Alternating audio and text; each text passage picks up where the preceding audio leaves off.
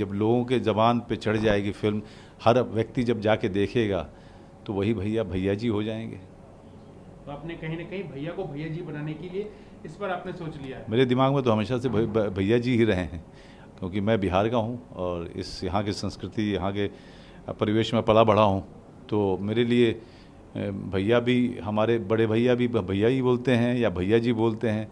किसी को ज़्यादा सम्मान देना होता है तो मेरे लिए वो कोई अंतर उसमें दिखता नहीं है। थोड़ा फिल्म के बैकग्राउंड के बारे में बताइए। ये बड़े भाई की कहानी है। बड़े भाई, एक सौतेला बड़ा भाई जिसने अपने पिता को वचन दिया था कि वो अपने सौतेली माँ और सौतेले भाई की एक बाप की तरीके से उनकी देखभाल करेगा और वो किसी भी गैर कानूनी काम में नहीं जाएगा जिसमें वो लिप्त रहता था। और आज जब सब कुछ सही हो रहा है तभी एक ऐसी मुसीबत इनके सर पे पड़ती है जहाँ पे अब इनको जो है अपने परिवार के साथ जुड़ना है, परिवार की इमोशन को आगे लेके जाना है और परिवार की रक्षा करनी है। ये जो फिल्म का ट्रेलर हमने देखा उसमें जो पहले एक ज़माने में आता था, आज से अगर बात की जाए 10 साल 20 साल पहले, जब वो मार धार वो म्यूजिक तो कुछ इस टाइप का लगा, तो मतलब क्या दिमाग में था जब ये बनाने से? जी, हमारे तो दिमाग में यही था। मेरे लिए तो ये था कि हम सब के लिए ये ट्रिब्यूट है 70 के दशक को।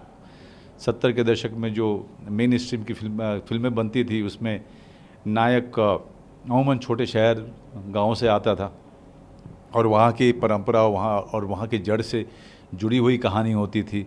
भले ही वो लार्जर देन लाइफ होती थी, उनके एक्शन बड़े लार्जर देन लाइफ होते थे।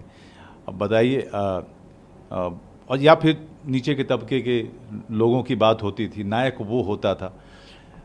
धीरे धीरे चीज़ें हम गांव और छोटा शहर हमारे मेन स्ट्रीम के बड़ी फिल्मों से गायब होने लगे। आज भैया जी के साथ ये कोशिश ये भी है कि मेन स्ट्रीम के इस पूरे फॉर्मेट में गांव और छोटे शहर की कहानी को लेकर हम आए।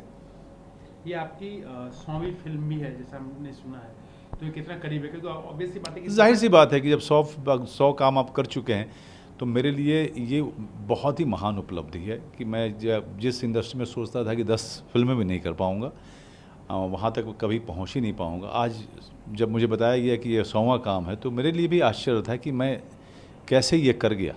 ये मुझे भी लगा कि जैसे कोई चमत्कार है। इसमें एक्शंस मूवी है, मैंने एक्शंस देखे। एक्शन भी बहुत सारे हैं, हाँ जी, और काफ़ी इमोशनल है। इमोशनल एक्शन फिल्म इसको कहेंगे। सुने कि आप इस उम्र में भी सारे एक्शन आपने ही किया है। जी, 98% मैं पूरे गर्व से कह रहा हूँ।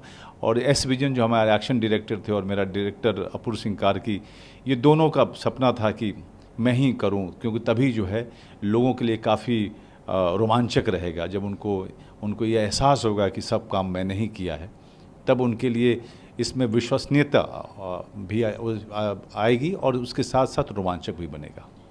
इस दौर में जहां करोड़ों अरबों की मूवी बनती है, बड़े बड़े स्टार सन और डॉटर इंट्रोड्यूस हो रहे हैं मार्केट में, वैसे में आप हमेशा लिंक से अलग मूवी बनाते हैं और लोग का प्यार भी मिलता है, इस पे क्या कहेंगे?